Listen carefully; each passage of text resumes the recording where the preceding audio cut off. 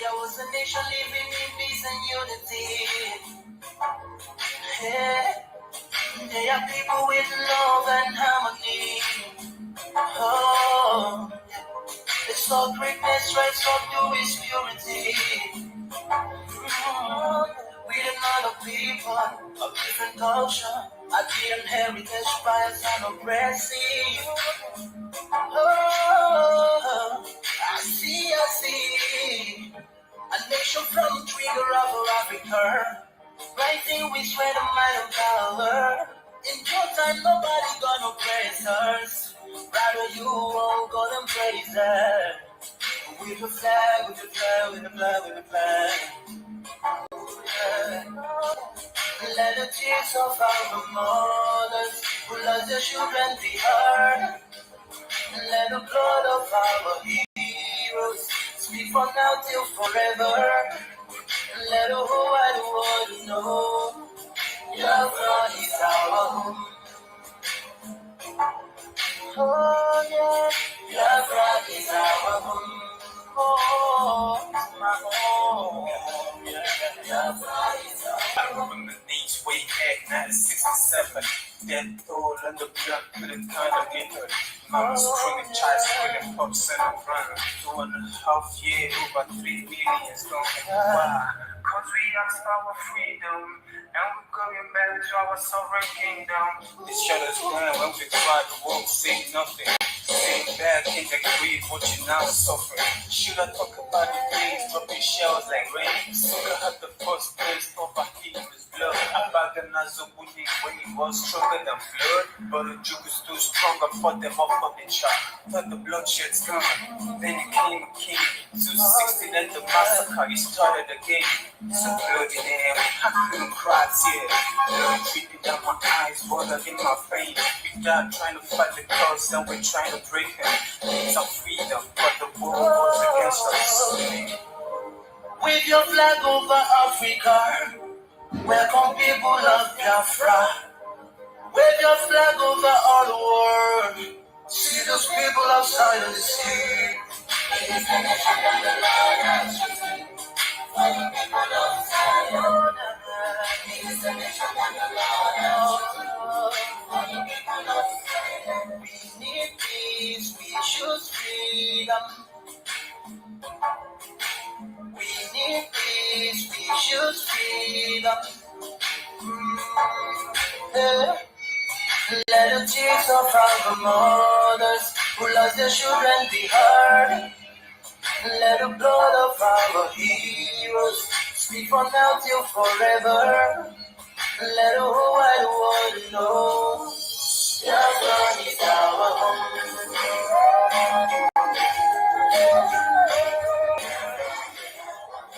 I see a rising sun from Africa. Oh, it's a victory. Oh, yeah. I see victory in Africa.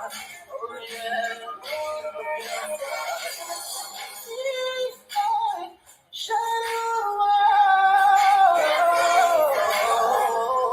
Oh, yeah.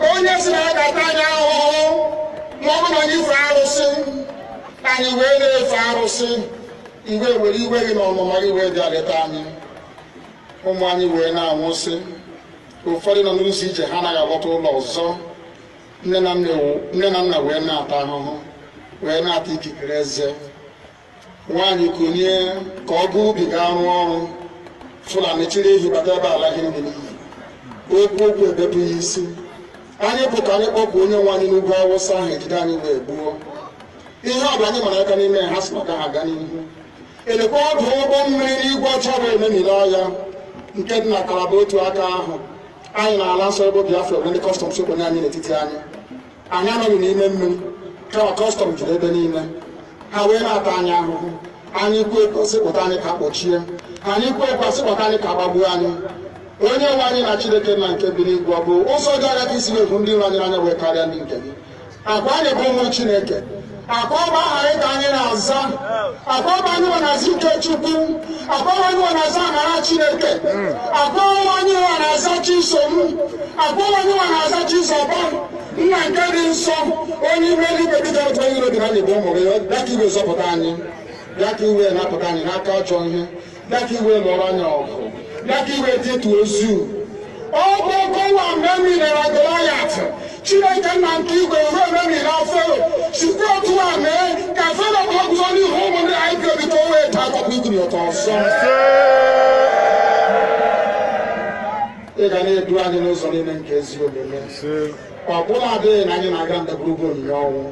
Ọ bụ nwa bụ ekele n'igwe n'ụwa, onye ọbụla kere gị n'oge mmalite n'oge ọgwụgwụ, kama anyị onwe anyị gwa anọkpa ahụ ofu ụbọchị anyị ga-anwụ n'ezie, kama ma akọ na ogbu gị na nọgide ego mgbe ebighị ebi. Ọ bụ ya mere anyị ji were gị n'anya isi, anyị wee na-asị nna nke dị nsọ, bịa ka iwe gosi anyị Biafra na ndụ na-abụghị n'ọnwụ, bịa ka iwe na-ekebe gị na amara gị wee kpuchiri anyị ka uwe, bịa ka iwe zọpụta ndị nke gị, bịa ka iwe mee ka Biafra wee bịa, ka anyị na-ewetụta na nsọpụrụ na ịja mma site n'aha gị onye bụ Chukwu nke abịa ma.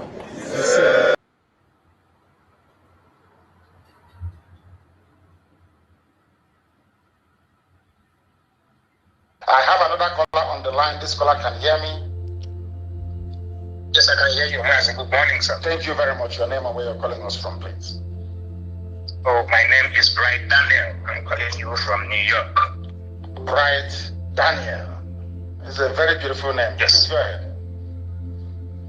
Thank you. I have a question. Go ahead. My question goes like this. Is there in any way, this is just like a reassurance, because our eternal leader, Dim Odumegwu Ojukwu, whom people were really hoping on, that when he will come back, that he will bring back Biafra. Yes. But lo and behold, he came back, and people lured him to Nigeria. Yes. People lured him to being, because to me, I still believe that Dim Odumegwu Ojukwu has not been buried. Because when I see them covering his coffin with Nigerian flag, I feel so bad. So my question to you is this. Is there in any way that you will be ever lured into agreeing to anything Nigerian? That's number one question. No, hold on to your questions, because we are going to have a conversation. You raised an issue that I've been expecting people to raise for a long time. There's sometimes maybe we forget, or when we call, we become over exuberant and we forget. You have raised, keep your other questions, don't forget them, please. Let me answer this one you've just raised. Our eternal leader, Dim Odumegwu Ojukwu, was in Ivory Coast. Even as a child, I was hoping, the stories my father used to tell me, I felt that one day this Messiah is going to come, excuse me, from Ivory Coast and save everybody. That was what I used to think as a child. I used to think that Ojukwu will come back one day and all of us will be saved, right?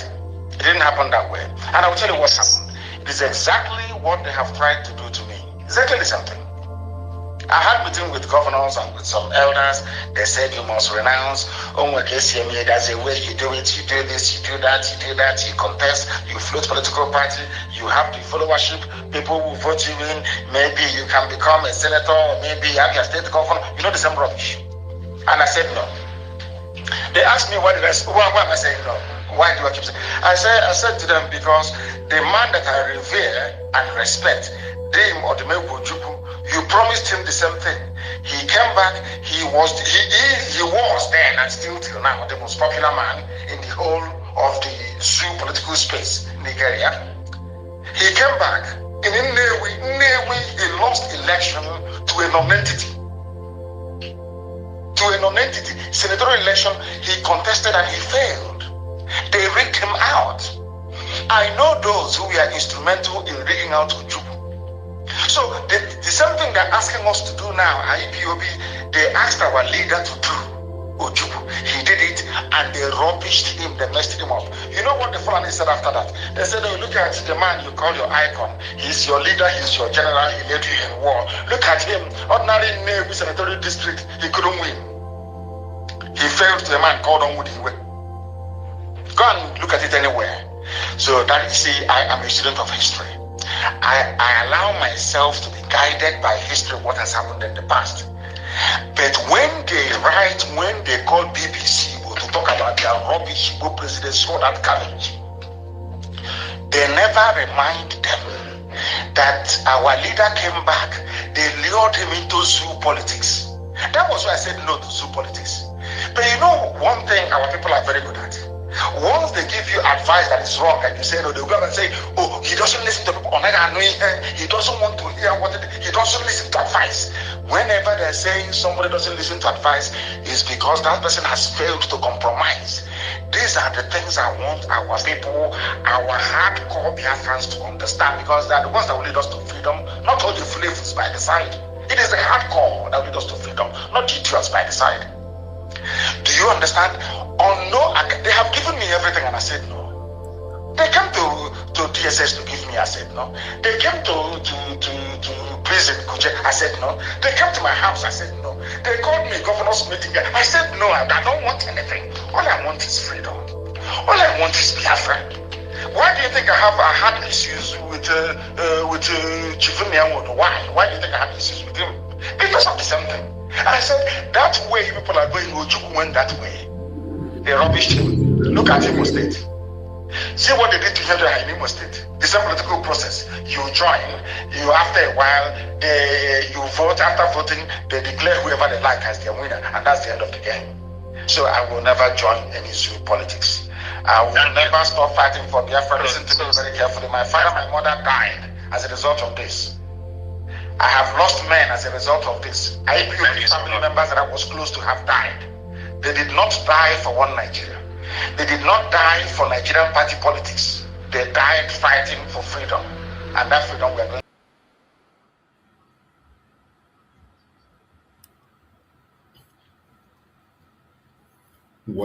Welcome. Thank you for joining us wherever you are joining from. This evening we have come to do our due dance. As always, I wish you all a very happy Sunday. Happy Sunday wherever you are watching from. I appreciate you and I thank you for joining. Remember, we have a responsibility that we have to continue to pursue and follow. That responsibility is to make sure that the voice of Biafra is heard across the world. We will never allow the enemies to stop us from preaching the gospel of Biafra. No matter how hard it is, no matter how difficult it is, we must continue to preach this gospel of Biafra. And the gospel will get to the ends of the world. Wherever you are watching from, like and share, invite people to join us on this very quick evening program. Just to update you, you know a lot is happening. For a long time, we have been talking about the end of Nigeria, and some of you do not take it serious. You think it's a joke. But it is becoming much more clearer by day. Every day, when you go to the media and you see what is happening, you will understand that the end of Nigeria is approaching very, very fast, faster than we even expect. Nigeria is ending very fast, and there is no more doubt that the international community is focusing on Nigeria to see how it will end. So, the world have remembered Nigeria after the cry of our people for a very long time. They have remembered. That is why any place they go today, they follow disgrace. Any place Nigeria go today to sell their lies, they are disgraced. Wherever they step their foot to say their lies, they are disgraced. And you have seen one of their disgrace recently. Many of you saw it. And the more is coming. This is also why I am crying to our brothers and sisters, wherever you are, to sheathe your sword. This is not the time to fight each other. This is not the time to attack each other. This is not the time to push lies and propaganda. It is time to prepare ourselves for our freedom. because the freedom we have been crying about is here. The freedom is here. So if we cannot follow and pursue our freedom now, I don't know when we are going to do it. So wherever you are, I urge you to please do your own best. Just hang on a little while.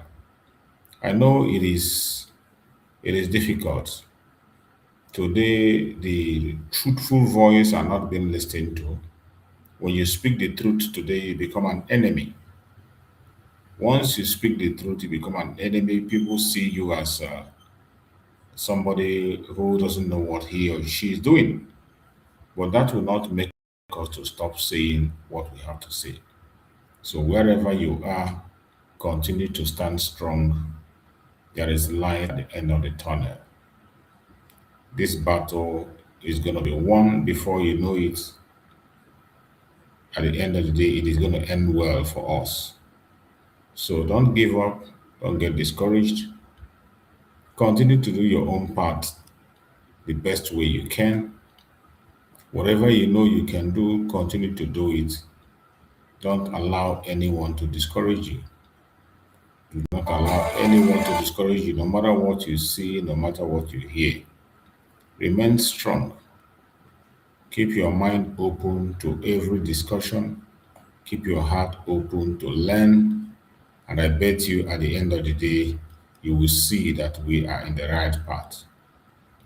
So, my fellow Biafrans, once again, I wish you a very happy Sunday wherever you are. And I would like to bring some program to you so that we can listen to these things.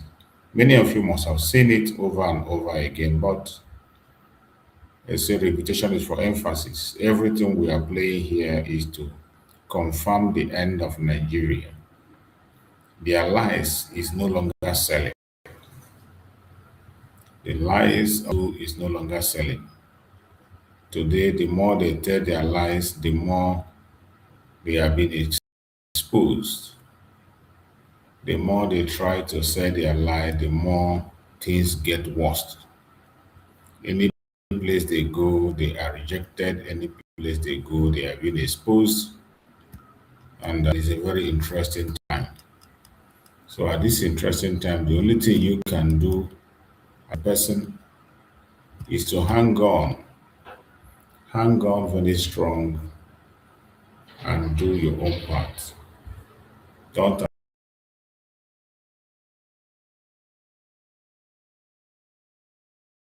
matters. We must continue to focus. And I bet you at the end of the day, you will understand that we fought a good battle. Let's listen to what they have here. I haven't heard that in a while. How are you this morning? Good morning, Rafai. The lady in red looking so lovely. You know how you bright up the morning. How are you? Perfect. Our favorite Niger wife. When Rafai said Queen of Electric, I wanted to just add. Can you? It's good to see you smiling. Yes, these guys have been keeping me cheery and happy. Thank you. Well, all right. Well, good morning to you, viewers. Let's begin what's trending with the devastating attack in Borno State, which is demanding urgent attention as suspected Boko Haram and ISWAP terrorists on Wednesday launched a coordinated assault on the 82 Division Task Force Battalion military base in Ngoshe community, Goza local government area of the state, abducting more than 100 women and children, burned down homes, armored vehicles, and businesses. Many residents have fled to nearby towns, leaving Ngoshi largely deserted. Senator Ali Ndume of Borno South has confirmed the attack, urging intensified military operations in Sambisa Forest and Mandara Mountains to curb the resurgence of insurgency.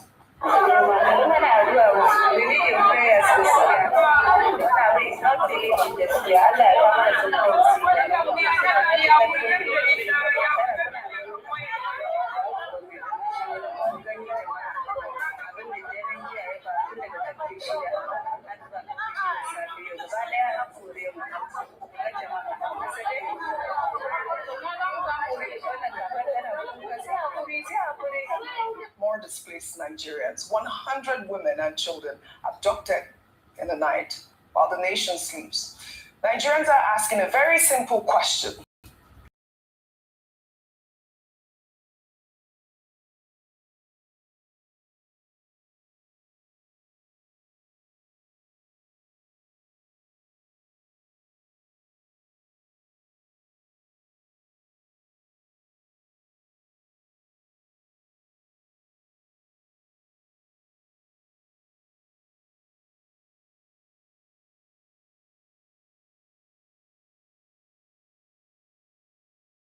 And ISWAP issued a direct ultimatum to the surviving Christian community to convert to Islam, pay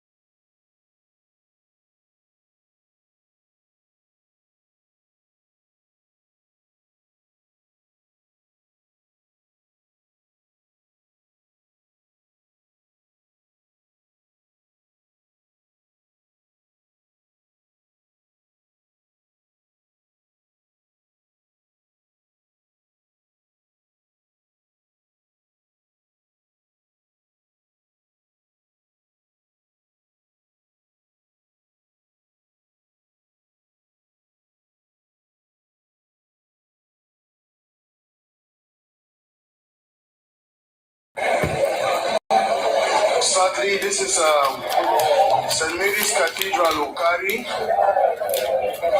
and as you can see, the whole roof is completely raised, and some of the pews were rescued, and that's about the most that the people who came early could do. So currently, some of the pews are burning inside, and the whole roof is gone. With time, we'll find out the cause of the fire outbreak.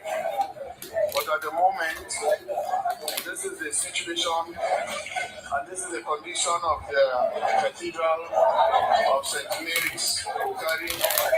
So please, continue to pray for us. Let's hope that things get better someday. the cause of the fire is still officially under investigation, with some reports pointing to an electrical fault following a power restoration, while others on social media have alleged arson.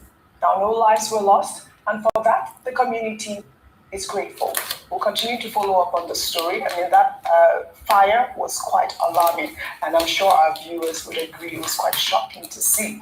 Like I said, many users on social media have alleged arson. Some people have, blamed jihadists for this fire. But I'd like for you to summarize the stories that I have brought forward this morning. We're hearing 100 women and children have been abducted in Borno State. Children, women, some of them pregnant. And we're seeing our Nigerians displaced. Now they're going to obviously join the IDP camps. And also we're hearing, these jihadists. It's not the first time we're hearing. I believe last week or 2 weeks ago, we did take another story of ISWAP demanding that Christians convert, pay taxes, or die. But Oji, these numbers for me never. they never make me feel numb. Every single time I hear more numbers, it's like the first time, because every week we hear hundreds.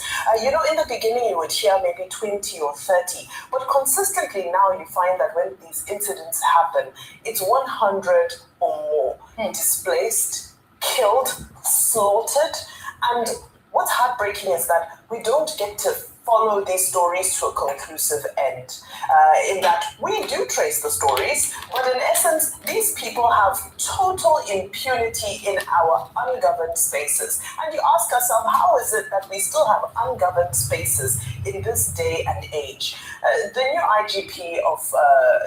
IGP, Inspector General of Police, was sworn in just yesterday, and he really has a tall order. But we continue to ask ourselves again around the conversation of, is it terrorism or is it crime? Where do the two intersect? Because we know that if it's crime, it's for the police. If it's terrorism, it's for the army. But in this instance, we're seeing neither police nor army, there's just simply nobody available. Because you wonder, how is it these massive communities, huge numbers of people are moved? You hear the attacks go on throughout the night. I was listening to Dr. Bati speaking, I believe it was yesterday, when he was saying that often there's so much bureaucracy from the time you announce that there's a crime before they can deploy and so forth. But our security infrastructure just needs a total reset. And I'm glad that the IGP's agenda is firmly set on state police. The president is also set on state police. The National Assembly have been given the mandate to move swiftly through those provisions. And it's because of instances like this. When you look at some of the security reports, they say that these crises and these violent incidents have now taken on a new shape, which is that you have jihadists and you have bandits are now having their own turf wars in some of these areas. In fact, the reports say that if you look at the Nigeria, Niger, Benin border areas, attacks from 2024-2025 to present have gone up by 86%. The death toll has gone up by 262% in this period. It shows you that they're consolidating. So we just totally need to throw away what we know as security right now and create a new security infrastructure, because clearly what we're doing now, they say insanity is doing the same thing repeatedly and expecting a different outcome. So it's now time for us to start on a new page and see whether state police is going to be the silver bullet that will be able to start making an impact with regards to securing Nigerian lives and property. Yes, very well said, Levi, very well said. 100 women, children are out there at this moment. We are definitely understaffed. We've seen the numbers of, our security architecture, and, hopefully the state police intervention may help. Meanwhile, a soldier, Lance Corporal Rotimi Olamilekan, serving with the 81st Division Task Force Battalion in Maiduguri, Borno State, has reportedly been held by the military after posting a video calling on politicians at all levels to have their own sons enlist with the army or with the Nigerian police force. Olamilekan was reportedly arrested earlier in February and has allegedly not been able to access legal representation. Let's take a look at the video. Please, when we do this in Nigeria, before any governor or any minister or any senate or any house of representative or even the chairman, before they came into position, please let them be nominating one of their sons. Your son must become a military or a security member, not an officer cadre in the security. He will be among the other rank, so that they can be able to feel it like the same way the other ones they are feeling it. If you are still in officer cadre, you can still be seen. You will not be going to some places. But being in that other rank, you will see that so many people that will not contest. So let's do this. Let's do it. If we can be able to work, it's just a suggestion. Who am I? Well, reports state that Olamilekan had been fighting on counter-insurgency teams within the military for over 4 years without being promoted. We are seeing here Lance Corporal. We have not gotten any official report from the military as regards to his whereabouts or whether or not he is, still under detention. But he it's within his right to call on anyone to enlist in the police force. I think it's within his right. But I mean, there are some codes, the military codes. I'm sure you are aware of some of these codes that you can make some comments as a soldier. But this is, I think, freedom of speech. Your thoughts? So what they will say is that codes can find them. And the military have been talking about men serving on the front at the use of social media. And they've been talking about this for a while. So they are going to invoke all of those codes. But the question is, what is it that Olamide said that is wrong? Oh, no. See, in medieval times, if Nigeria was to be in medieval times, do you know the people that will be leading the battle? It's people like the president.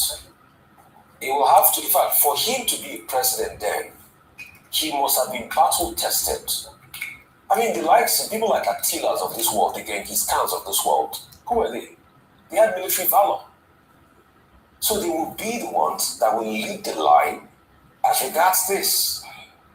Haven't you wondered that till date the British royal family still ensure that some of their male sons still serve in the military? Do you know the reason for that? Because leadership must also be the one to protect the people. But today, we don't have that. And why is he saying that? Because of the pain police officers and military officers go through and lack of work. For while I was there, somebody sent me a message about some police officers not being paid, I think their pension or something. And they go through all of this stress and they get killed in the war front. And they're so quick to say their family members should leave the barracks. Look at what happened. People were attacked in the barrack. The soldier dies. What happens to their family afterwards? Nobody cares. We just so move on and we are quick to move on. But what he's saying is very apt, that maybe if the leaders that are enjoying the largesse, that are flying the private jet, that are living the good life, maybe if they can only feel what the people on the battlefront are feeling, then life will be a whole lot better. Yes, some people will say it's part of a mandatory conscription, it's not supposed to call for that and all of that. Apart from all of that, we know they have a code. But sometimes you wonder, just imagine, people like Olamide are not being promoted.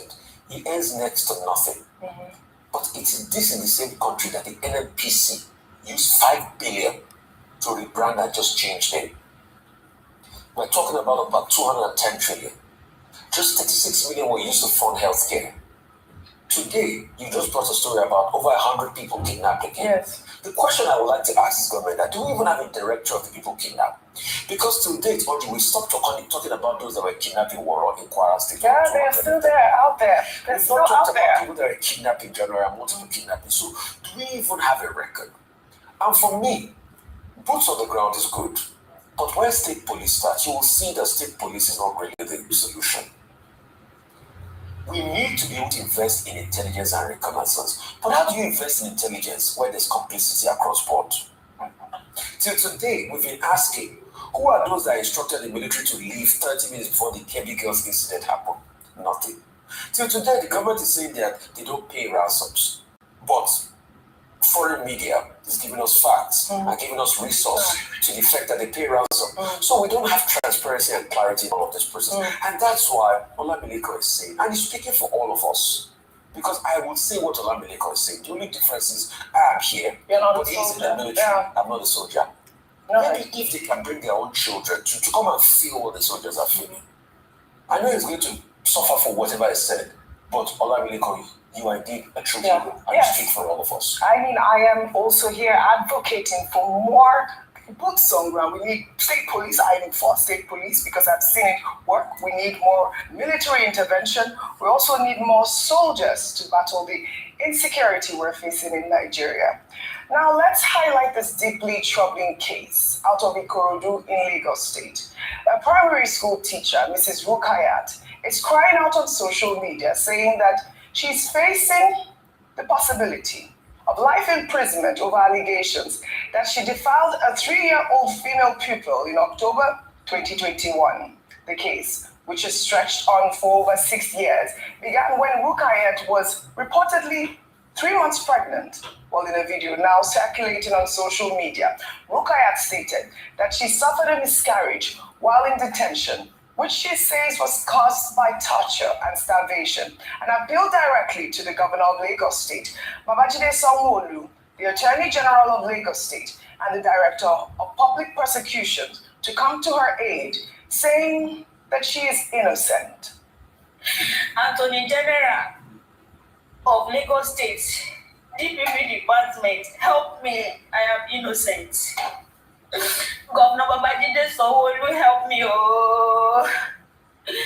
Mrs. Babajide, help me, oh. I'm innocent. I'm also a mother. I'm a mother of 2. I have experienced childbirth twice. Concerning this case, I lost a whole pregnancy.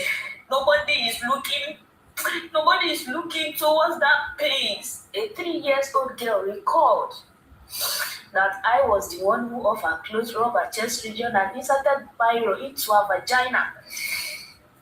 And anybody who commits this kind of a sin should be punished under section blah blah blah. Ambassador Rukayat Tobiloba shall be prosecuted to life imprisonment. This is 6 years, 6 good years. They removed the school.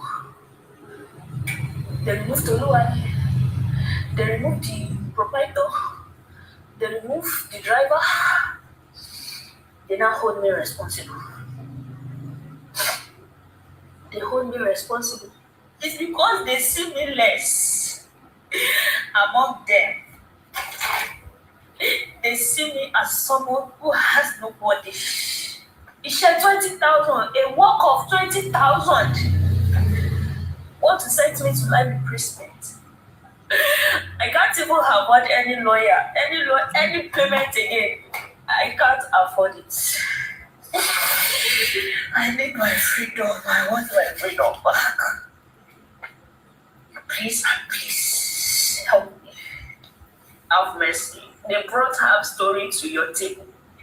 This is the story, guys. Help me. Help me. Go. Thank you so much. All right, this was a lengthy video, Ayo. I mean, she had alleged that the accusations, allegations started in the school. There were, conversations on whether it was the driver that defiled the young girl. I mean, the details are quite gory. But also, I mean, this case raises serious, uncomfortable questions about the reliability of evidence, the shifting of accusations, and the integrity of the investigative process. A woman who was pregnant at the time, who lost her baby in detention, who has now spent 6 years fighting for her freedom. While all other suspects have been discharged, Lagos State authorities must ensure justice in this case, and this is what we're asking for here. I mean, your thoughts? And life imprisonment, I don't know how it measures so for with defilement as well, yes, if you can help. As part of the Lagos State law, defining a child maximum sentence, we followed the story. And it's often said that the cases of rape, child defilements could be one of the most difficult cases to prove because of the evidence required to prove the case. This 6-year case started with the defilement of a 3-year-old child while in school. And so there are a number of issues around even the story in itself. We've had one too many stories of children as young as 2 years old, 3 years old, being defiled by the very people who are supposed to protect them whilst in school. They remember the infamous case of the Christian teacher and the 2-year-old girl who was defiled. He was eventually found guilty. He was a pastor. He was pious. So what I'm trying to say is that the face of a defiler is not someone, is not regular. Sometimes there are people who are, people who are meant to be upstanding citizens. I say this to say that whilst we encourage detailed investigation so that all parties are fairly heard and that justice is served, but we must get to the bottom of this. One of the things I'd like to raise this morning is not just for Lagos State, but across all the states in Nigeria. Can we do more in protecting, in child protection of our children in school to ensure that we don't hear cases of defilement by the people who are supposed to protect them? Number 2, I believe that this case would have been easier solved if we had child protection procedures in the school whereby they would ascertain who was with the child at a particular time. The way the story had been going, merry-go-round, is because they don't even have the details of who was supposed to be with the child. First was the head teacher. He claimed, okay, he wasn't in school. Then it was the driver. They claimed the driver was never, alone with the child.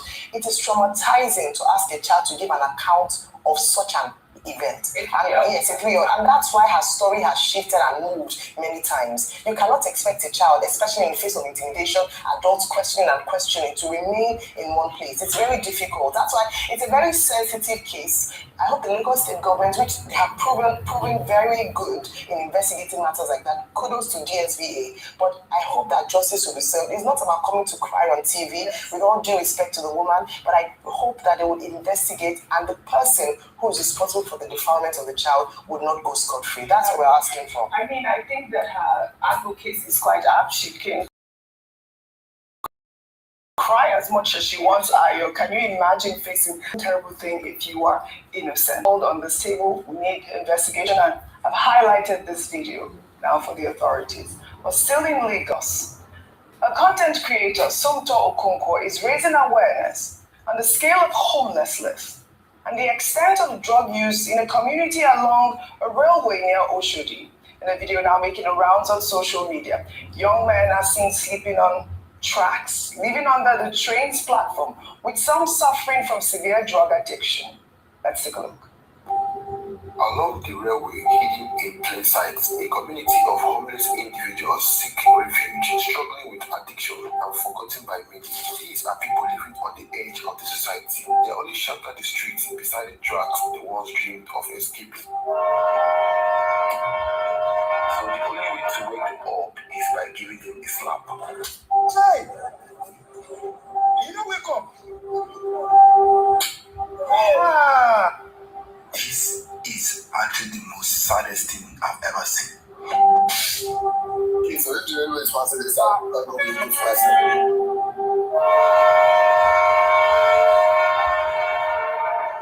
I met this girl, a lifelong resident of this hidden place. She is a drug addict, alone. Her family is unaware, trapped in a life most of us never see. I had to bring her story to life. What's it? What's happening with you? I've been taking any medication. How do you think that we can help you right now? What do you need? Due to her inability to speak, she always mentioned that her belly hurt so bad. She used to take on some drugs. The drugs that is affecting her. She can't walk. She can't. According to what one of the guys told me, due to her inability to walk or stand up, most of the boys under the bridge take advantage of her at night when she sleeps. Many of us now walk. Many of us now have house. Many of us are sitting outside with the children and the wife. This story broke my heart. We're yet to see an official response from the Lagos State government regarding the content of this report. But this video is shocking as it shows an entire generation of young Nigerians who seem to have been forgotten. Meanwhile, a trending video showing young boys believed to be Almajiri children with the drug locally known as Sholisho has sparked outrage online, renewing concerns about child neglect and substance abuse on the streets.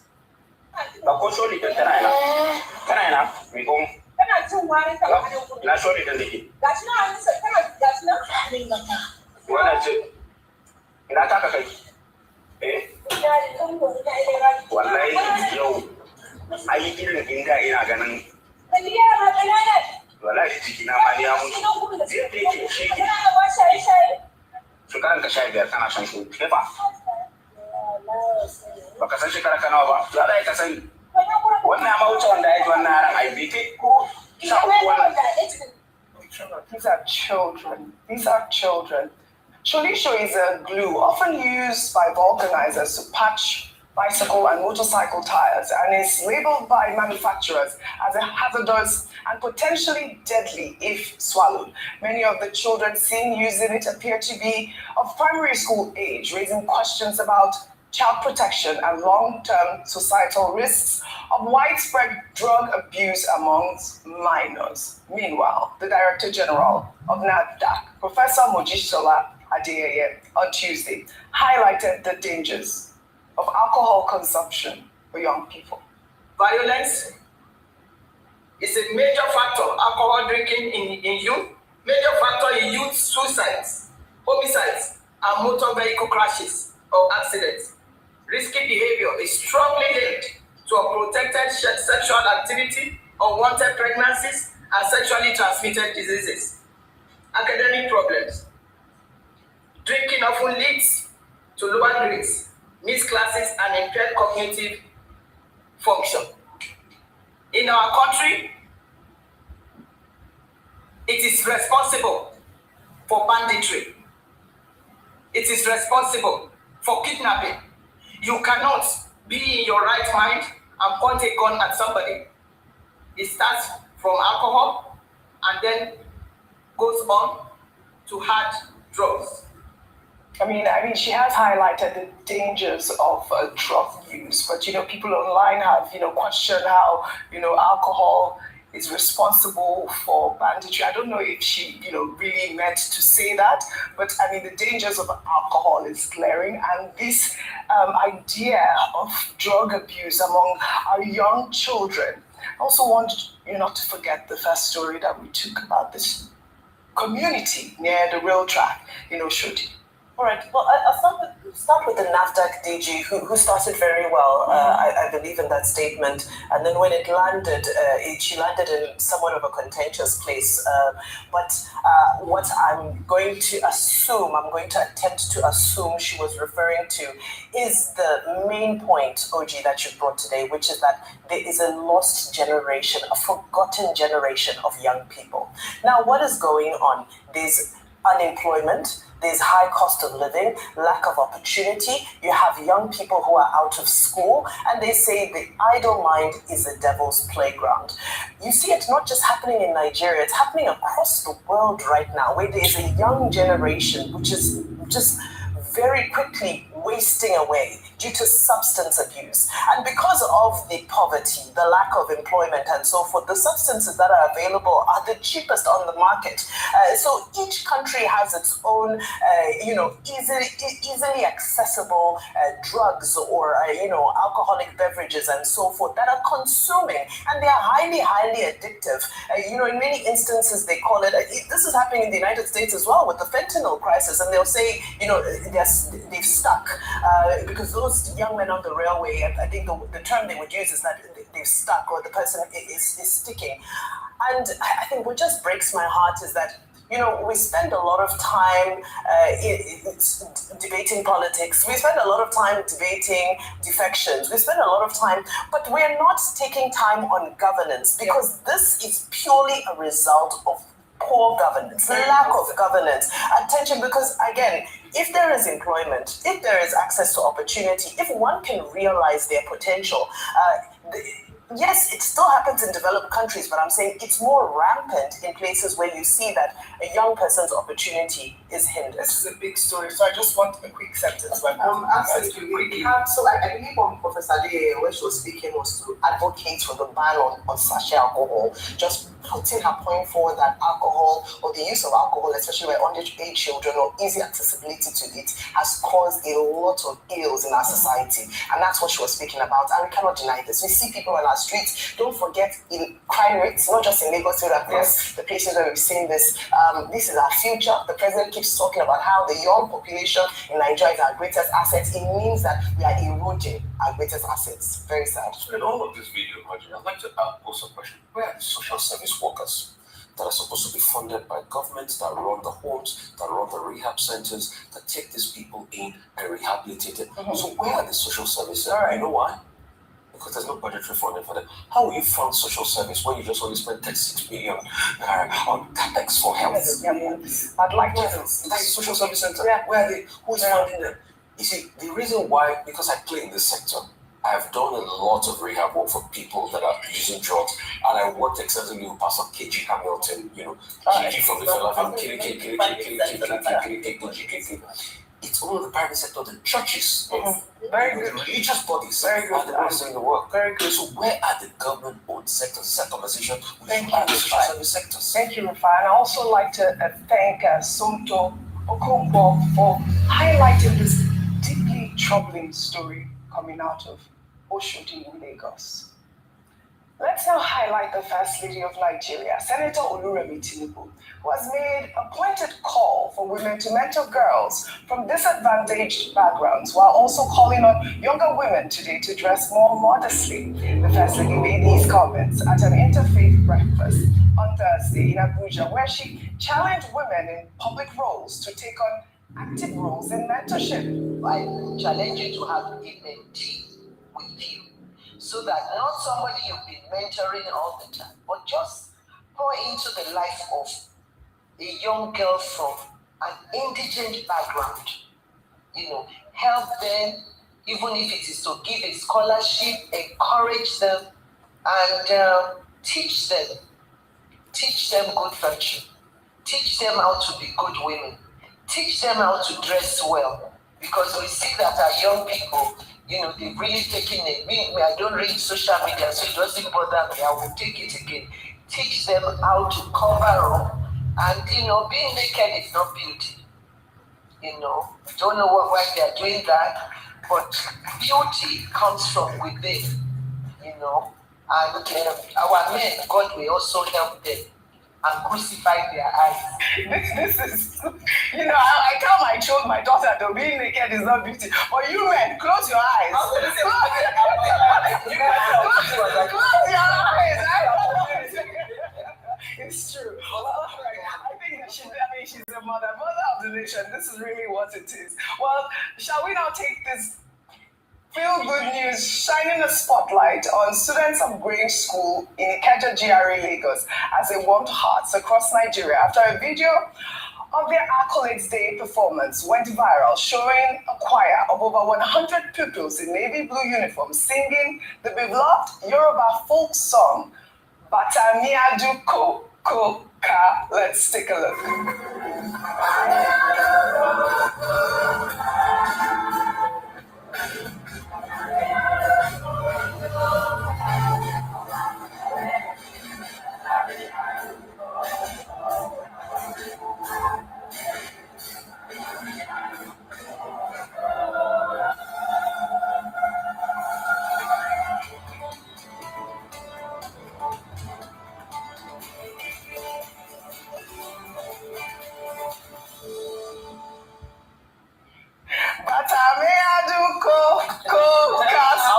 Yeah, you learn. I know that's why we're here.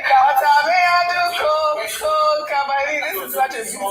Yes, it's a tribute. If you go to school, yes, do well, you can buy good shoes. Very well said. On that note, I'd love to take you off for a great analysis on what's trending today. You all have a great weekend, and Grange, congratulations. I love that song. Batami Aduko.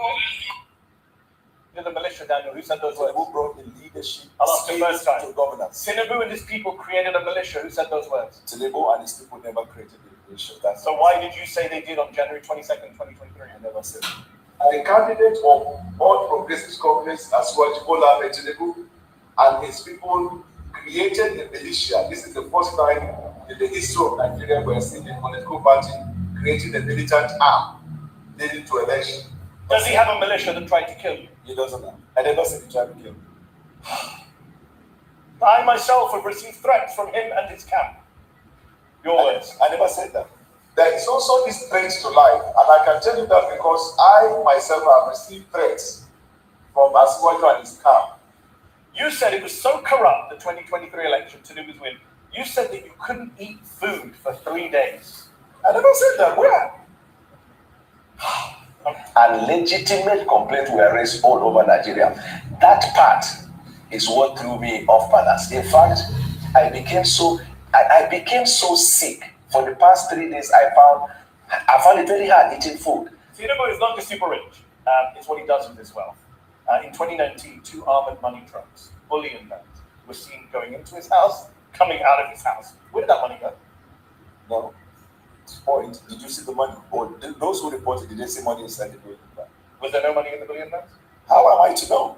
You said it was money in the vans at the time. 2023, February. But there is only one person in Nigeria who is alleged to have moved money through bullion vans, and that person is on their ballot as the presidential candidate. On the eve of the presidential elections, 2 cash-laden bullion vans, your words, were seen on the premises, which was ostensibly for vote buying. Your words, January 2023. Have you just disowned everything you said in order to work with this president? What you just said now, I want to put it on record on my own honor. That's not what I said. Last question on this. How can Nigerians take it seriously on eliminating corruption when you appoint someone like Abubakar Bagudu as Minister of Budget and Economic Planning, a man who, according to the US Justice Department, with others, embezzled, misappropriated, defrauded, and extorted billions with a B from the government of Nigeria under the dictator Sani Abacha.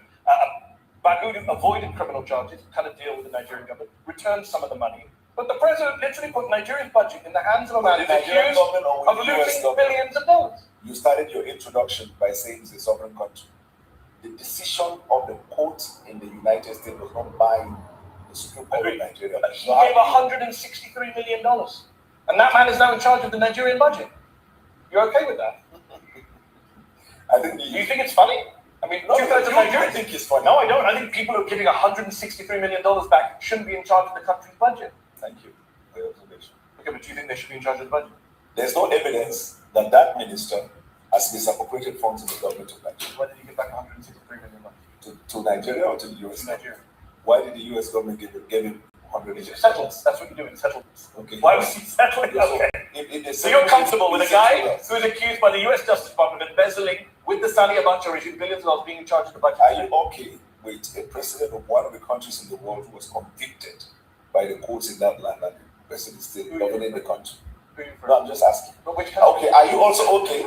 Are you also okay? Because it's Donald Trump and a well-known Trump supporter. Are you also okay with? Are you also okay with the prime minister of a country who was accused of making a wrong judgment in an appointment that led to a lot of problems, but he has not resigned his state government? Are you okay with that? Well, by the time this show airs, he may have resigned. So your argument about Keir Starmer and Donald Trump, basically everyone else is corrupt. Okay.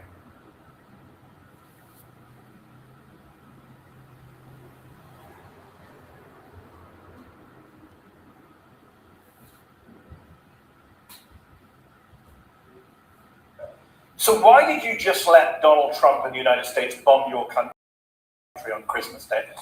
The United States government did not bomb our country. The decision by the US government was anchored on the intelligence sharing between Nigeria and the United States and the agreement of the operation. So Donald Trump just didn't bomb Nigeria on his own whim? No. The US Secretary of State, Marco Rubio, called our own foreign affairs minister when the decision was made that that was the time to strike, and the foreign affairs minister got in touch with the president. So this was a joint operation, you're saying? Yes, it was a joint operation. What I don't understand is, how can it be a joint operation? Yeah. Donald Trump says that there is a genocide going on against Christians carried out by Muslims with your government turning a blind eye. You've called that narrative a hoax. You said it creates discord in Nigeria. Right. So when Donald Trump says he's bombing Nigeria to protect Christians from a genocide, is he lying? We both disagree as to whether the so-called genocide in Nigeria was against Christians. We believe that it is a targeted killing by insurgents, Boko Haram bandits, and all of these criminal elements against the people of Nigeria, Christians, Muslims, and those who have not identified with any religion. Donald Trump believed it is Christians.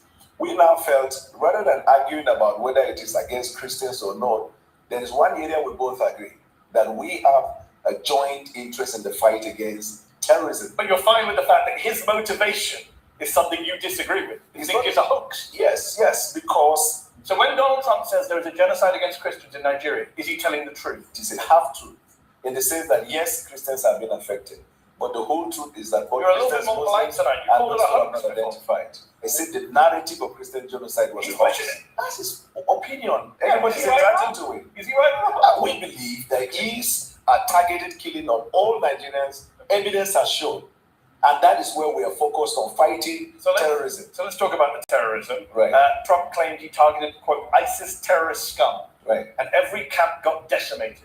But a lot of investigative reporting on the ground shows that few, if any, combatants were killed. Some bombs landed in empty fields. A local leader in one of the districts said, the same militants we knew are still there, loitering around our communities. No, there were killings of terrorists. That's not what local leaders. So I can call local television that testified. Arise News did, Channels Television did. Okay. So there was the killing of you're not on the ground with respect. No, Al-Haji Bunu, who's the traditional ruler of the district, says, we saw no dead bodies, even where the bombs fell. Those are his words. No, because the bomb didn't fall in the town. It was at the camp, that enclave, where they gathered. So you're okay with having the Americans bomb Nigerian people's homes? I'm not aware of that one. You're not aware of Moriniki Saka, who said, I began to scream for help. I had to crawl my way out of the room. The missile tore through her apartment building, according to the Washington Post. How about Musa Soliu? I was in my room. I was buried under the ruins. I don't know how to restart my life. My belongings are destroyed. Houses were not destroyed. Are you telling us that Nigerian citizens are lying about No. I am saying that the military operation that was conducted on that day was targeted as terrorists, and we hit them. You have a history of not hitting terrorists and hitting civilians. You know that, right? Your country. I'm not aware. Well, on December 21st, the Nigerian Air Force said that they handed over compensation to people who were hit in an accidental airstrike on Christmas Day 2024. You just bomb every Christmas. When and when? Christmas Day 2024 and Christmas Day 2025. I dispute that fact. We'll take it up with the Nigerian Air Force. Let me ask you this. Since President Tinubu came to office in 2023, the situation has worsened in your country. You have a mixture of militant groups, you have bandits, you have clashes between herders and farmers. We also have Nigeria is now... of foreign interests in Nigeria, I'm sure. Nigeria is now the 5th deadliest country in the world. Are you proud of that record? I acknowledge the fact that we have insecurity in Nigeria, and until the whole narrative of the Christian genocide, then we began to see back-to-back attack in Nigeria we had for the first 2 years of the president's administration. A substantial peace in Nigeria. Actually, the number of deaths went up on the president's watch. After this incident of a Christian genocide. And by the way, when did that begin? There is no country of the world today that is free from insecurity. No, I agree. Parts of London That's why I go in the evening. Okay. We're not bombing London to root out militant training camps. But you have had so many of the bombing on behalf of the United Kingdom by the United States. You're making rather spurious comparisons. 11,000 people were killed in conflict in Nigeria in 2025. That is up from 8,700 in 2023. That is a 26% increase in the number of Nigerians killed since your party and your president came to office. That's a pretty awful record. It's awful. And we're fighting hard day and night. But that's one of the reasons why the president traveled to Turkey, where we had bilateral agreement to deal with insecurity. That's why we're cooperating with the United States of America. That's why we're cooperating with any country of the world. The reason is because since 9/11, terrorism is a global phenomenon. Agreed. And so every country is involved in it. But it's getting worse in Nigeria, that's the problem. I can't say it's getting worse. You just agreed with me when I gave you the number. So I 700 killed in 2023, right. 11,000 killed in 2025. That's right. Getting worse. How many people were killed in the United States last year? In conflict-related violence. So this is not a conflict. This is an act of terrorism. Okay. So how many people were killed in the United States in terrorism? This is part of what Donald Trump many years ago in his first term classified the Western media as what fake. The reason is because context matter. This is not Western media. You are well aware. This is not Western media. Yes, I understand. But this is the Armed Conflict Location and Event Data, ACTA, the most respected group that counts conflict-related violence around the world. Let me ask you, where there is a terrorist I can also give you another source. Conflict? I mean, National Human Rights Commission. This is a Nigerian group. 2,266 people were killed by bandits or insurgents in the first half of 2025. That's more than were killed in all of 2024. You are failing. Amnesty International says you are failing in security. The numbers don't lie. It's unfortunate, and as a government, and it's getting worse. Working day and night, and it's getting worse. Situation. I don't agree to the fact that it's getting. How can it not get worse if more people die in 1 year than the previous year? Context matters. What's the context? The context is not getting worse. What? Yes. The context is not getting worse. The context is that it is not getting worse because you see, this is water, right? Okay. If you have the water half, you could say half glass filled or half empty. Yeah. Isn't it right? Yeah. So the Western media always see Nigeria, Africa, and some of the activities in Africa as half empty. Excuse me.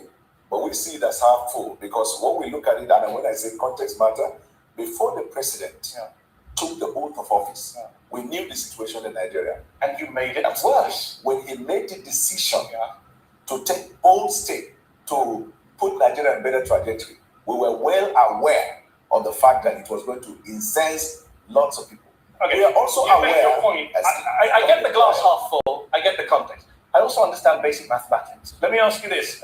President Tinubu only declared a national emergency in November of 2025, brought in a raft of policy changes after Trump declared your country to be a country of particular concern for failing to deal with the threat of Christians. Does your government only spring into action when it is internationally shamed into doing so? Unfortunately for you, 6 months before that, we arrested the leaders of Lakurawa and Boko Haram. Some months before that, we killed a certain number of terrorists that the US government, State Department, commended Nigeria. The Why you only brought the national the US Embassy celebrated the fact of the exploits of Nigeria before Donald Trump said that. But again, he shamed you and you declared a national emergency. You didn't do it before he shamed you. We declared the national emergency 6 months before Donald Trump's statement. No, that's not true. The president of November of 2025. No. Much earlier, around I think April or May, the president declared national emergency on insecurity. But the actual national emergency was in November. Let's talk about, people can look this up. Let's talk about kidnappings. The world remembers Chibok in 2014, when 276 schoolgirls were taken by the militant group Boko Haram. Very little has changed, unfortunately, in Nigeria. Just last November, 250 students and staff were kidnapped from St. Mary's Catholic School in Niger State. 2 years into Tinubu's presidency, Nigerian research firm SBM Intelligence said, and I quote, Nigeria's kidnap for ransom crisis has consolidated into a structured, profit-seeking industry. That's embarrassing for your country that you have a kidnapping industry. I agree with the fact that the insecurity associated with kidnapping has now become a crisis economy. But much more than that, I know of our government's effort in dealing with that insecurity. If you have a little understanding of the nature and the boundary and the geographical measurement of Nigeria and the tendency for insecurity coming, then you will understand that we're fighting a hydra-headed insecurity situation. With respect to the kidnapping of children, the government has taken measures already. We've introduced what we call Save the School, where students and schools that are in remote places where there is no security are brought back into state capital, where they get the education that they need. But Nigerian people don't believe. 2 out of 3 Nigerians say that security. Africa Barometer, May of 2024, 2 out of 3 Nigerians say security agencies are handling the abduction of Nigerians fairly badly or very badly. 1 in 3 Nigerians say they personally know someone who's been kidnapped. Yeah, you have a stunning statistic. Amnesty, Human Rights Watch have lined up to say that you have allowed impunity to flourish, you have failed to apply lessons from previous attacks, damning indictments. I will tell you that's not what they say. That's not what Amnesty said? Yes. Amnesty. I've literally got the quote right here. Quote it. The authorities' failure has allowed impunity to flourish and the killings to spread to many parts of the country. Source. Amnesty International, February 8th, 2026. And I'm not aware of that one. You're not aware of that one? I am aware. I'm aware. At the weekend, you put out a video to music of you and a team researching and prepping for this show. And yet every time I've asked you something, you say, I'm not aware of that. What were you researching in that video? You're really funny. Let me ask you a serious question. Amnesty International, you asked me for a source, I read out the source. You asked me for a date, I read out the date. What's your response other than picking up glasses of water? No, Amnesty has a history of calling everything bad. Okay. I think that's what every authoritarian government in the world has said. What is Amnesty's report about the US? Bad. Not just bad, you didn't use the word bad, you read. Yeah, what very bad. Governments who do bad things, they all criticize human rights groups. Oh no. Yeah, I do this for a living. Let's ask about corruption before we go to our panel who are waiting patiently here. Transparency International, they say systemic corruption continues to plague the defense sector, causes a major hindrance to security. President Tinubu said in August, there is no more corruption in Nigeria. That's a ridiculous thing to say, is it not? We investigated a case of corruption, not just in the defense, but anywhere in government. This administration has had lots of people who are in government, either sacked or investigated and been prosecuted. The resolve of our administration in dealing with corruption is obvious. Why did you say there's no more corruption? You probably read him out of context. No, I didn't. No, read exactly what he said. You're cherry picking. How can someone just stand and say there is no corruption in Nigeria? It is getting clearer to the people. We have more money to the economy and no more corruption. Full stop, close quote. Good. So this is the context. It was communicated to the people about the exploit we're having as a result of the decision to remove fuel subsidy. We dealt with the question of corruption in the oil industry. And that's all he said, but okay, he didn't say anything about the oil industry. That's why I say context matters. Well, you can't make up the context. He didn't say anything about the oil industry. He said we have more money to the economy and no more corruption. In fact, he was criticizing Nigeria for this. Last question on this. How can Nigerians take Tinubu seriously on eliminating corruption when he appoints someone like Abubakar Bagudu as Minister of Budget and Economic Planning, a man who, according to the US Justice Department, with others, embezzled, misappropriated, defrauded, and extorted billions with a B from the government of Nigeria under the dictator Sani Abacha. Bagudu avoided criminal charges, cut a deal with the Nigerian government, returned some of the money, but the president literally put Nigeria's budget in the hands of a man who's accused of losing billions of dollars. You started your introduction by saying it's a sovereign country. The decision of the courts in the United States does not bind the Supreme Court of Nigeria. But he gave $163 million. And that man is now in charge of the Nigerian budget. You're okay with that? Do you think it's funny? I mean, two-thirds of Nigerians think it's funny. No, I don't. I think people who are giving $163 million back shouldn't be in charge of the country's budget. Thank you for your observation. Okay, but do you think they should be in charge of the budget? There's no evidence that that minister has misappropriated funds in the government of Nigeria. Why did he give back $163 million? To Nigeria or to the US? To Nigeria. Why did the US government give him 100 million? Settlements. That's what you do in settlements. Okay. Why was he settling? Okay. So you're comfortable with a guy who's accused by the US Justice Department of embezzling with the Sani Abacha regime billions of dollars being in charge of the budget? Are you okay with a president of one of the countries in the world who was convicted by the courts in that land and the person is still governing the country? Who are you from? No, I'm just asking. But which country? Okay, are you also okay?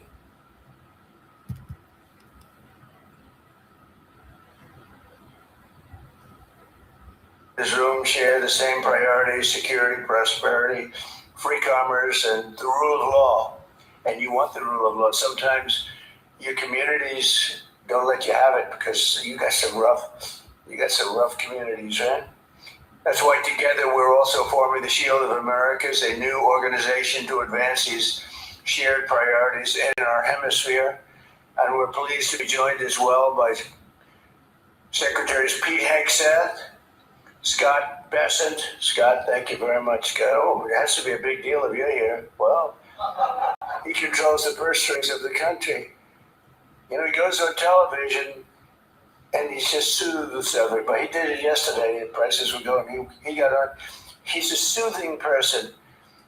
He's actually a killer, but I don't want to say that. No, he's a soothing person. He goes on television. Right, Pete? I think nobody better. So we could use him for war every once in a while, you know, soothe.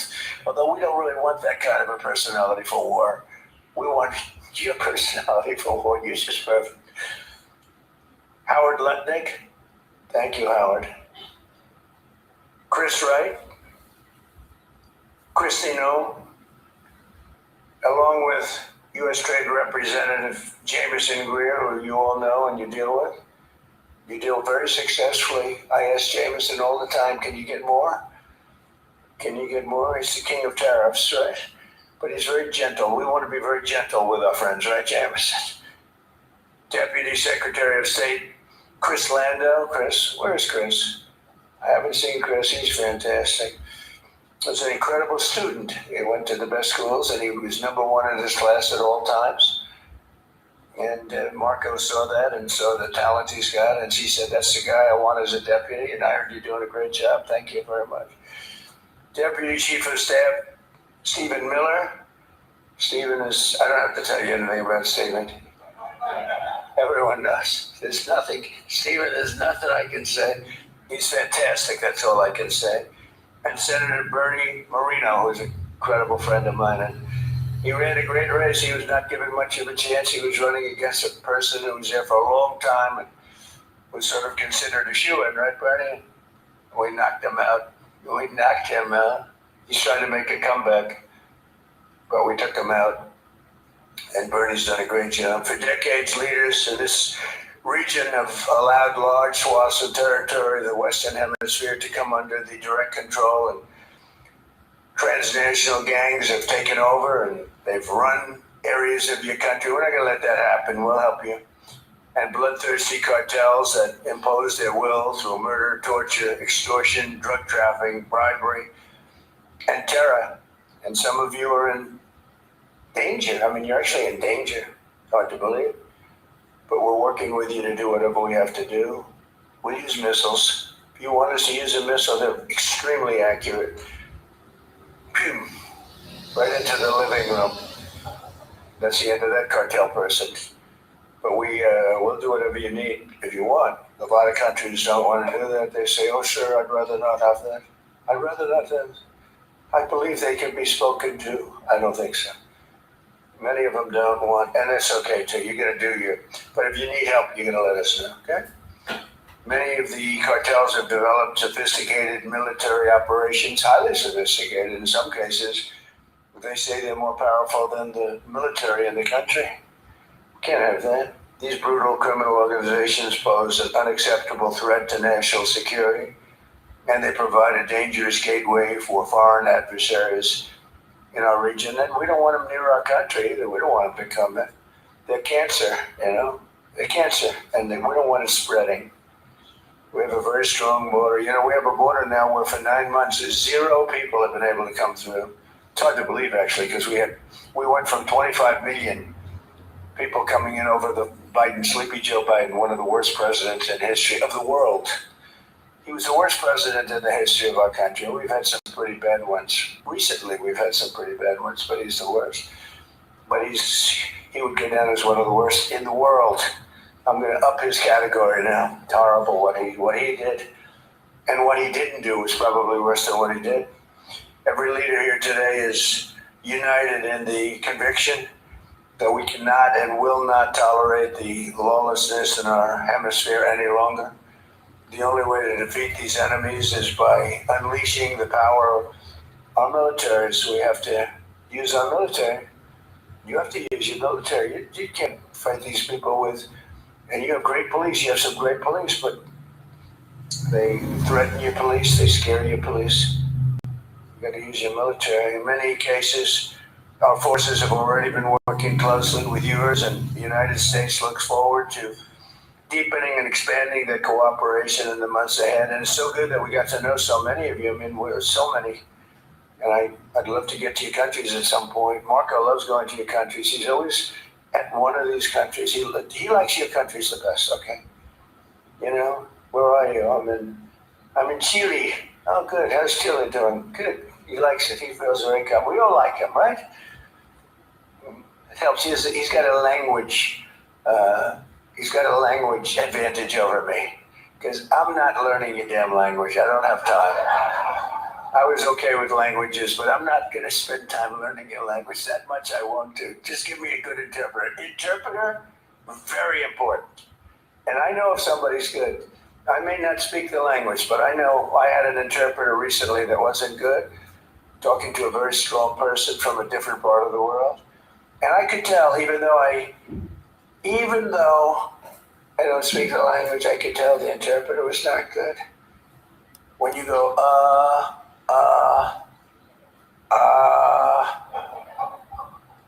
when I give a long, flowing, beautiful sentence, and in this case it was a woman, and she gave it in about 1/4 the time, I said, well, their language may be efficient, but it's not that efficient. And I can also tell when I have great interpreters. Interpreters are very important. You have a bad interpreter, you think you're doing well? Boy, did I do a good job talking to this one or that. Was I great when I spoke to Putin today? Was I great when I spoke to President Xi? Was I great? But if the interpreter isn't speaking right, or is weak, or is ineffective, or is just not good, or not interpreting your words correctly, in one case we had an interpreter who, when she disagreed with what we were saying, she actually changed it. We considered her a foreign minister, right? But the interpreter is, I talk about it all the time. Interpreters are really important. When you don't speak the language, they don't speak the language. People have no idea. People have no idea how valuable, and I'm on them all the time, people have no idea how valuable a good interpreter is. But over the last year, the world has witnessed the supreme power of the United States. We're the most powerful military country in the world. Again, I rebuilt it I spent so much time rebuilding it, over $1 trillion, and now we just had another budget. We may be going to $1.5 trillion. We're building a thing called the battleship, like in the old days, remember? We have a Secretary of the Navy, and he suggested, I've always said, why don't we have battleships anymore, shooting big bullets instead of, $3 million rockets? And they said, well, sir, we just don't have them. Nobody can give me the answer, but we're actually building 10 of them. And I said, you remember the old ones you see Victory at Sea, remember Victory at Sea? And you see these ships going through those waves like the waves were nothing, although the waves are pretty powerful. They knock out a lot of territory, but you see these incredible, they're pieces of art. beautiful, most beautiful, the big battleships of the 1940s, right? Power. I said, well, would we ever want to bring them back? Because we have some of them, they're museums and other things. And they said, so the new ship is 100 times more powerful than what we were looking at with those guns and French. Amazing, right? 100 times. I said, you sure it's not maybe 90 times? 100 times more powerful. And we're building 10 of them. Not to use them. We don't want to use them, but by having them, nobody's going to play games. So it's good to have them. We don't want to use them. They'll say, oh, he's very militaristic. I'm the one that ended 8 wars. I'm the one that, and we have another one coming. I think the easiest was that, and that was just, and you know, as you would understand this, the hatred between Putin and his counterpart is so great, okay? It's so great that, you know, Ukraine, Russia, you think there'd be a little bit of camaraderie, there's not. And the hatred is so great, it's very hard for them to get there. It's very, very hard to get there. So we'll see what happens, but we've been close a lot of times, and one or the other would back out. But we're losing, you know, they're losing. You know, it doesn't really affect us very much because we've got an ocean separating. I'm doing it as a favor to Europe, and I'm doing it as a favor to life, because they're losing 25,000 souls. Think of that every month. 25,000. Last month, 31,000. Both sides, 31,000 people died, mostly soldiers. So I have an ability to get those things done, to bring people together, and I did great with so many. India, Pakistan, that was going to be a disaster. I was raging for a number of days. I did that through trade. I used tariffs and trade, and it was amazing. But we did amazing. One was 32 years, one was 34, and one was 37 years, and we got it done very quickly. And we'll get this one done too. But the hatred is hatred's an amazing thing. People do bad things, and people don't get things done when the hatred is too great. That's a lot of it. Just as we formed a coalition to eradicate ISIS to the Middle East, we must now do the same thing to eradicate the cartels at home. So we did eradicate ISIS. Now, during the 4 years, we had a rigged election. You probably read about it, probably heard something. So it gave me 4 years to contemplate and to stage my comeback. I staged big comeback. They say it was a comeback. I didn't think it was a comeback because I had the people on my side. So I didn't view it as a comeback, but they did everything possible during that 4 years. The crooked politicians, dirty cops, the dirty cops. They did everything possible to make it impossible for me to win. And I won in a landslide. But during that period of time, I learned a lot. And I learned how you people, and I saw it so badly, how you're suffering with what's happening with the crime in the region. And I said, if we ever come back, we're going to eradicate that crime. And I'm going to work with you. If you want, we're going to do it. We can do it pretty easily. As part of our commitment to countering the cartel presence in our region, we must recognize the epicenter of cartel violence is Mexico. The Mexican cartels are fueling and orchestrating much of the bloodshed and chaos in this hemisphere, and the United States government will do whatever is necessary to defend our national security and to protect the safety of the American people. No, look, it's coming through Mexico. And I like the president very much. She's a very good person. She's got a beautiful voice, a beautiful woman, but beautiful voice. President, I said, let me eradicate the cartels. No, please, President. We have to eradicate them. We have to knock the hell out of them because they're getting worse. They're taking over that country. The cartels are running Mexico. We can't have that. Too close to us, too close to you. But everything comes in through Mexico, mostly. At the same time, all of us must recommit to ensuring that law and order within our own nations. That includes showing zero tolerance for the gang activity, tremendous gang activity in Venezuela. That's in much better shape than it ever has been. We've developed a great relationship in Venezuela.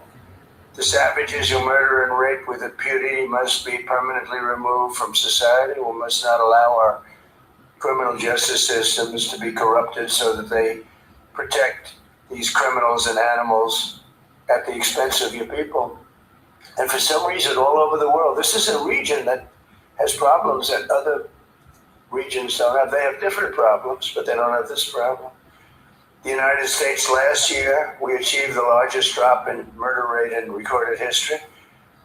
We have the lowest murder rate in 125 years. Hard to believe because, I don't know, it's, we've got a lot of them out, but we allowed through the Biden policies and Obama, who was another terrible president, by the way. It was Barack Hussein Obama, terrible president. It was a divider, great divider. I call him the great divider. But they allowed a lot of people into our country. Shouldn't be here, but in particular Biden, because Biden had no idea what he was doing. He had no clue. It was being run by whoever got near the auto pen was running the country. He was the auto pen president, and frankly, they let at least 25 million people come in to our country, some from prison, some from mental institutions, gang members, the heads of gangs, the mentally insane. I'll tell you, people came in from mental institutions and insane asylums, and we took them. We had an open border policy. It's a policy divided and devised by idiots, but they poured into our country. So we went from the worst border in history to by far the best border. We have the best, strongest border that we've ever had. We have great people that did that job by securing our border and cracking down on traffickers and smugglers. We've reduced the fentanyl pouring across our border by 67%.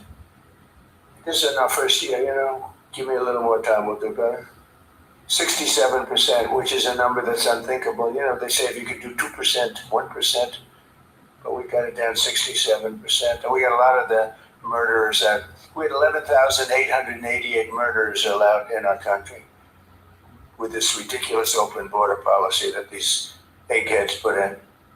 But we're also working closely with you on ending human smuggling and the implementing of the safe third country agreements, which are very important. In January, America's armed forces also ended the reign of one of the biggest cartel kingpins of all, with the Operation Absolute Resolve to bring outlaw dictator Nicolas Maduro to justice in a precision raid that nobody's ever seen anything like it. This was in a very powerful military base, fort. And they went in and they took him out and they got him out, and people couldn't believe it. They couldn't believe it. We were right into the heart, took him out. And it was nasty. It was about 18 minutes of pure violence. And we took him out. We lost nobody. Not one person was lost. Not one aircraft or no military equipment. Zero. People have never seen anything like it. And you're talking about into a military base with a lot of soldiers, good soldiers.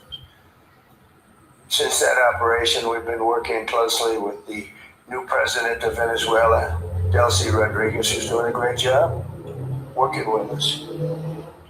She's doing a great job because she's working with us. If she wasn't working with us, I would not say she's doing a great job. In fact, if she wasn't working with us, I'd say she's doing a very poor job. Unacceptable. No, but she's doing a great job, Marco, right? And she gets along great with Marco. And we're taking out tremendous amounts of oil. They're making more money now than they've ever made. We have the big oil companies, and they are making more money. We're getting some. They're getting a lot. They're making more money now than they've ever made in the history of their country. Can you imagine? And it's being spent properly, and they're watching it closely. And I'm pleased to say that this week we have formally recognized the Venezuelan government.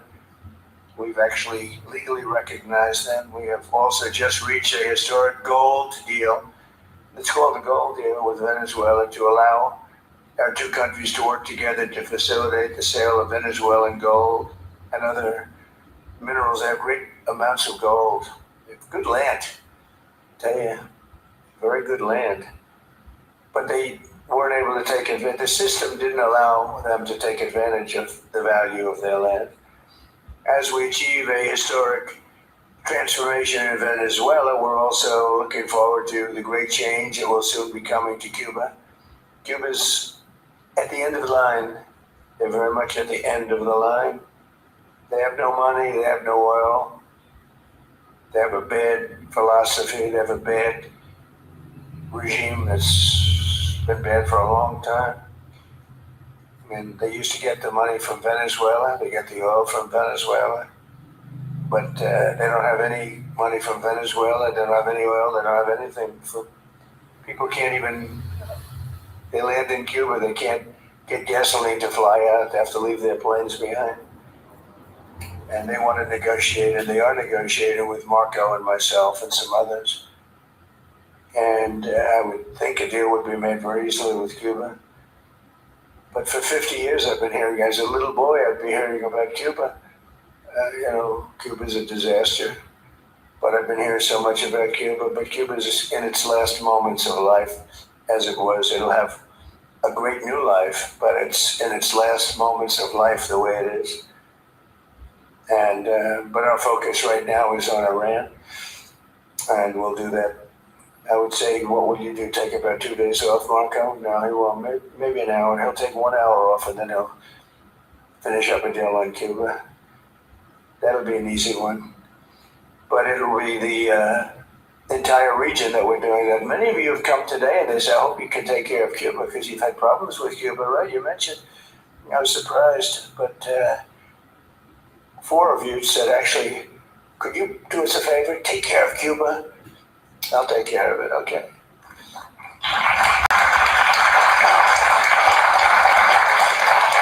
So as the situations in Venezuela and Cuba should make clear under our new doctrine, and this is a doctrine, we will not allow hostile foreign influence to gain a foothold in this hemisphere.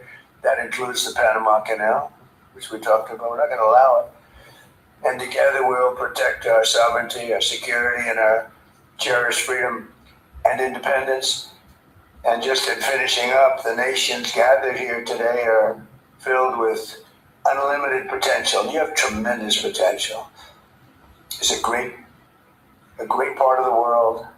But to fulfill that tremendous potential, we must smash the grip of the cartels and criminal gangs and horrible organizations run by, in some cases, absolute animals, and truly liberate our people.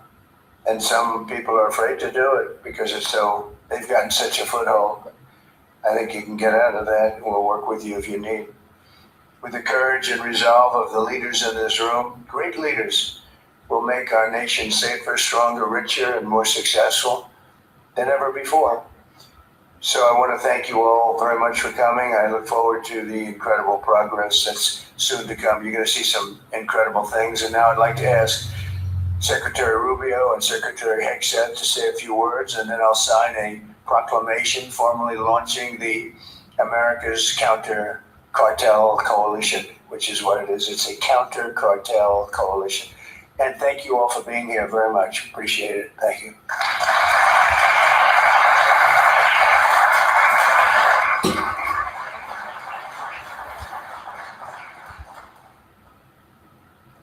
Thank you, Mr. President. I want to thank all the leaders that are here today. I'll be very brief. First of all, Mr. President, thank you for making this region a priority. We've had successive American presidents say that the Western Hemisphere is going to be a priority, and they never do it. And the president has made it a personal priority. He's also president of action. That's why I believe he will go down as the most historic figure, one of the most historic figures in American history, and certainly of the last 100 years, because of what he has been able to do and is doing right now with the Western Hemisphere. Thank you for your bold leadership. It's an honor to be able to serve in your administration. And Mr. President, 2 points I want to make. The first is we have a lot of allies around the world, and we are grateful for our allies. And the countries represented here today, all 12 of the leaders here are allies, but they're more than allies, they're friends. At a time when we have learned that oftentimes an ally, when you need them, maybe may not be there for you. These are countries that have been there for us, and these are leaders that are not just allies, they are friends, and they are always willing to work and cooperate with the United States. And we're grateful. And as you said, Mr. President, these are also countries with extraordinary potential. Some are fulfilling it, some are well on their way to fulfilling it, and this is important. We want to be a partner with you in that. We want the world to see that when you are a friend and an ally of the United States, it is a good thing. It's reciprocated. It comes back the other way as well. And so the fact the president is here today and making this a priority is so critical. If I may, because some of these cameras cover in Spanish. You all right? Oh, good. We don't need an interpreter for this one. Quiero darle las gracias. I think I'm a good interpreter. You'll find out in a second. But las gracias a los países que están aquí hoy. Estos países, primero, el presidente ha hecho esta región una prioridad en su administración. Hay muchos presidentes que han dicho que lo van a hacer, pero él lo ha hecho y se lo agradecemos. Y muy agradecido a los 12 países que están aquí hoy. Estos son países que no solamente son aliados, son amigos. Son países que siempre responden cuando hay una necesidad y trabajan en conjunto con nosotros, y queda mucho por hacer. Estos son países que tienen una gran población, mucho potencial, y queremos ser sus socios en desarrollar a sus países, sus economías y su seguridad. Y le doy las gracias de verdad por estar aquí en el día de hoy con nosotros. Que Dios bendiga a todos sus países, a los Estados Unidos, y gracias como siempre por la cooperación. Seguiremos trabajando en conjunto y vamos a hacer cosas muy buenas, muy importantes para esta región, que van a hacer que las generaciones futuras nos van a agradecer el labor que estamos haciendo en el momento de hoy. Thank you very much.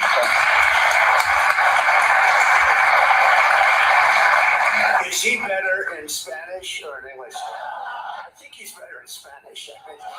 It's great. Pete, please. Mr. President, I only speak American.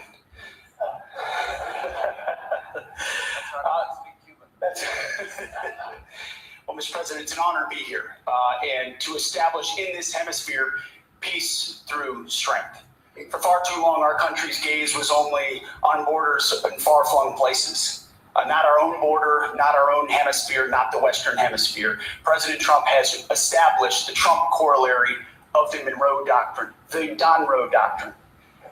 And the War Department is implementing it as fast as we can. In fact, 2 days ago, Mr. President, we launched 18 countries were signatories to the America's Counter Cartel Coalition, ACCC, which is not just an organization that's going to hold conferences and release white papers. That's not what we exist to do. It's an action coalition of like-minded countries who are going to bring their capabilities to bear, with American leadership at the forefront, to ensure we attack and get after this cartel challenge, which for far too long we have accepted as some new normal in our own countries. President Trump and the American people rejected that in our own. We don't have to live with communities flooded with drugs or violence or cartels and gangs. We can seal our border, and we have to for our citizens. We share a hemisphere and geography. We share cultures, Western Christian civilization. We share these things together. We have to have the courage to defend it. And we have a commander-in-chief in our country who's set that compass heading. And at the War Department, we look forward to working with all of your countries and more that are not here to say, with our shared assets and our intelligence and our capabilities, with American leadership, we will go on offense against the cartels.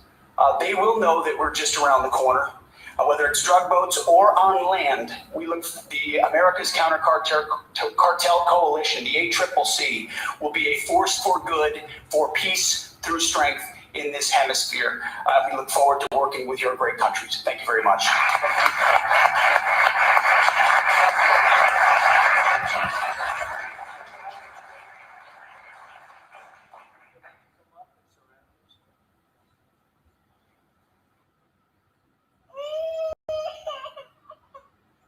We need peace, freedom. We need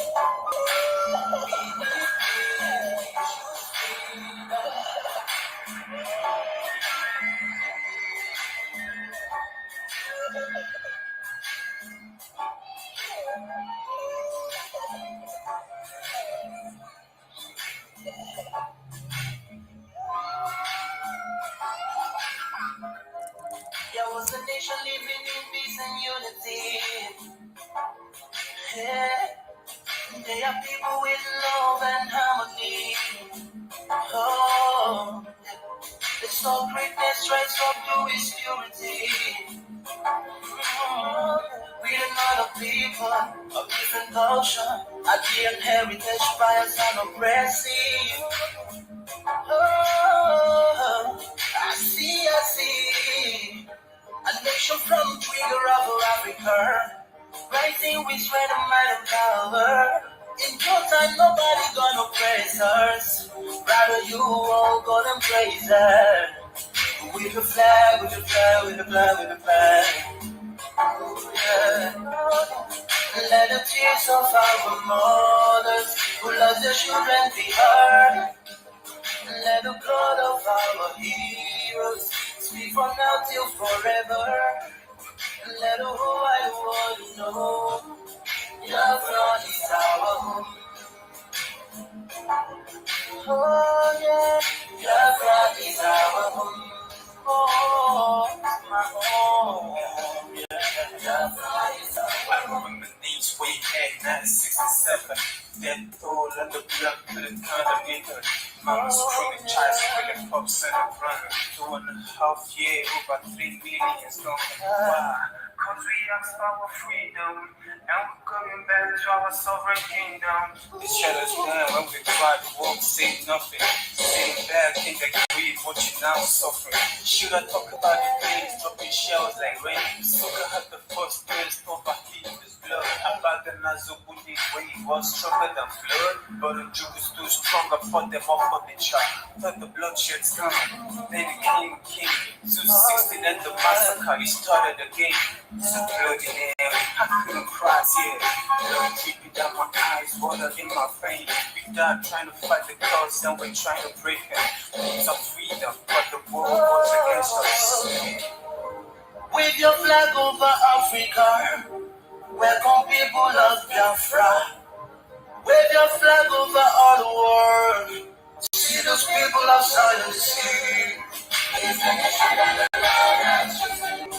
For the people of Zion. It's the nation of the Lord has chosen. For the people of Zion. We need peace, we choose freedom.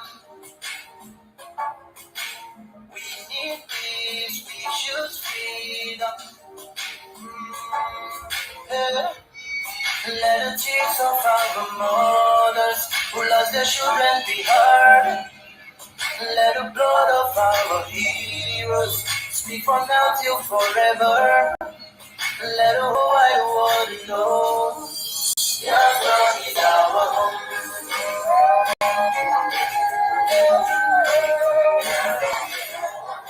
I feel rising sun from Africa. Oh, this is our victory. Oh,